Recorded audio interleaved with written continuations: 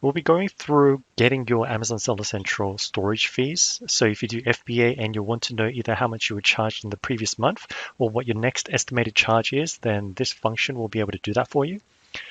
On column A, I've got my list of ASINs. This function will not work with SKUs, so you must use ASIN because in Seller Central, your storage fees report only shows up as ASINs, okay, not SKUs. And I've got my list of time periods here. So this is something that I want to go through. The most basic version is gorilla_storage fees.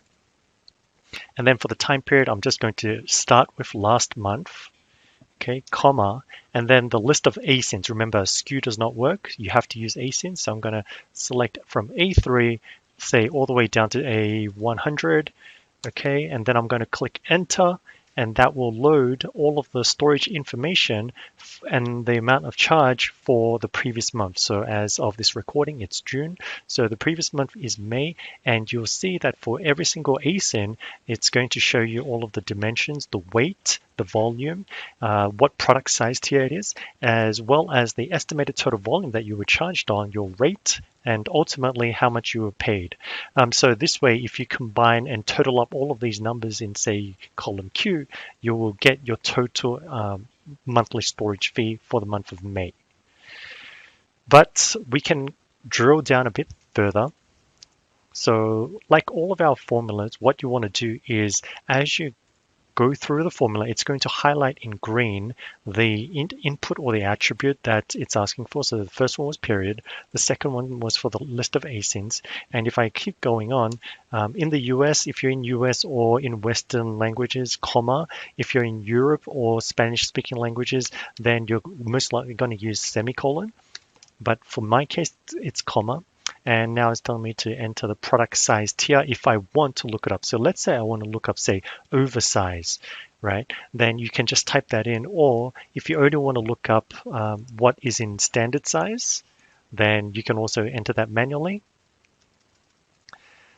There are only two required inputs is going to be period and ASIN. And that is really the formula that I recommend as it's the easiest. The rest, like these product size, the location, so if you're in US or you want to see what the payment or the fees were for, say, Mexico or Canada, then you can also do that where you can specify, say, Canada or UK, etc. And then it will only pull up the information that matches that location. So click this down arrow and it will show you all of the information in the box. And you can also set a start and then end date. So here's the thing to know about this function.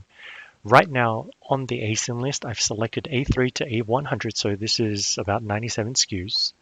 But if I change the time period from anything other than a whole month, like for example, like last 30 days, what you'll see is a message saying that will give you an error, and then it will say that the period has to be 1 month only when you select more than one SKU. So in my formula, I've selected A3 to A100, so that's obviously more than one SKU, and that's why the formula is giving you an error. So if I choose any time period other than a month, like last 30 days or last 14 days or last 90 days, I cannot select multiple ASINs. I have to select one ASIN. And so if I do that, now it's going to show me what the cost was over the last 30 days. And the reason is because if I change this to, say, last 3 months, for one ASIN, it's going to show me the payments over the last 3 months. Whereas if I try to do this again with multiple ASINs, then over the last 3 months, it's going to have to show 3 months per ASIN. And so there's no way to generate that type of table results. And so that's why you have to remember, if you're going to use multiple ASINs and you only want to see what it is for like 1 month at a time, you can do multiple ASINs.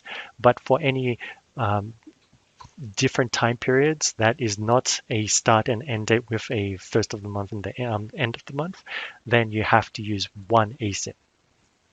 Okay, so play around with that, and I hope that makes sense.